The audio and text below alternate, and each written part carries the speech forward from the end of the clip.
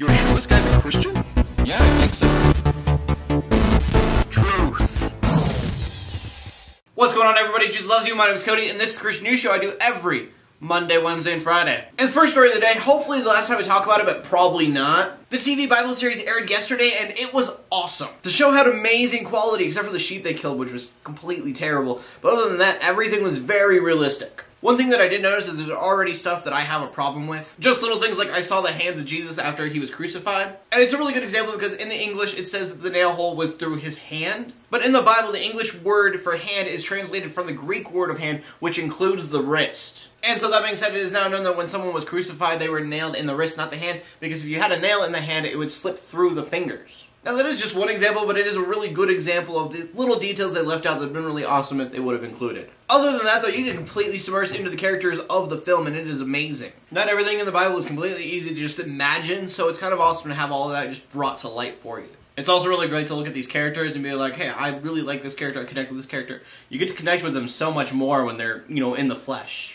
So anyways, I like it. I think you guys should check it out. If you haven't already, there's 9 episodes left, and they happen every Sunday on History Channel at 8/7 Central. And then for those of you who are not a huge fan of change, you can go ahead and schedule yourself a Rage Quit for March 7th, because on that day, Facebook is announcing huge changes to their news feed. We're not really going to know what the changes are until March 7th, but I still don't have a cover photo because I refuse the timeline. Though I do need to admit, it's not so much about the timeline anymore for me, it's just that I don't have an idea for a cover photo yet. One thing I do know for sure is people are going to be angry because change is stupid. And that is the general idea of the internet population. And then our next story is a prayer request about something that hits home for me personally. And some of you know this, whenever something happens in Colorado, it hits home to me. But in Colorado, 3 girls have gone missing, all connected to a modeling website. 2 of the girls had profiles on Modeling Mayhem, and the other one had a profile on a site that was very similar. And the big worry about this is that websites like these, they're not really all that legitimate. The idea of the website is you make a profile and then you hope that someone who works in modeling will pick you up and they will hire you. But usually this ends up in prostitution, pornography, or the worst, sex trafficking. Now I said this hits close to home, but it's not just because in Colorado, it's because I actually know one of the women that are missing.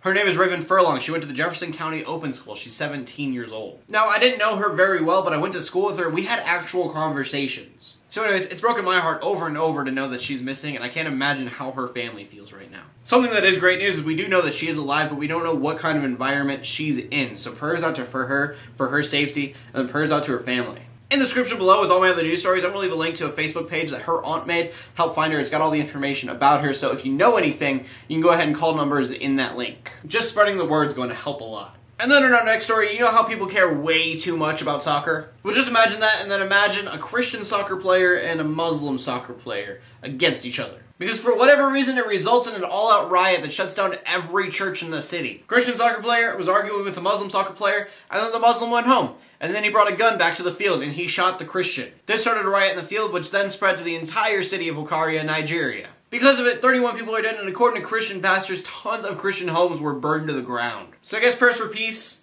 and then if not acceptance, at least tolerance. And then our final story of the day takes place in North Carolina, where there aren't dangerous riots when people don't agree with each other. But that being said, there's pretty good reason to disagree with each other in North Carolina right now. And that's because North Carolina just passed a bill that allows their public schools to teach Bible classes. The classes would be considered elective, so the students would have a choice whether or not they want to take the classes. And then according to the state, the classes would be unbiased, but I don't get how that would work. Like for me personally, I think it's a great idea if it could be done right. Like when I became a Christian, that would have been really beneficial for me in school to be able to go to a Bible teaching class. But when you have a Christian teacher teaching a bunch of students about a Christian book, I don't see how that's going to be unbiased. There's just so many questions of theology that really couldn't be answered because you couldn't really talk about the theology of the book. You could just talk about the literary part of the book.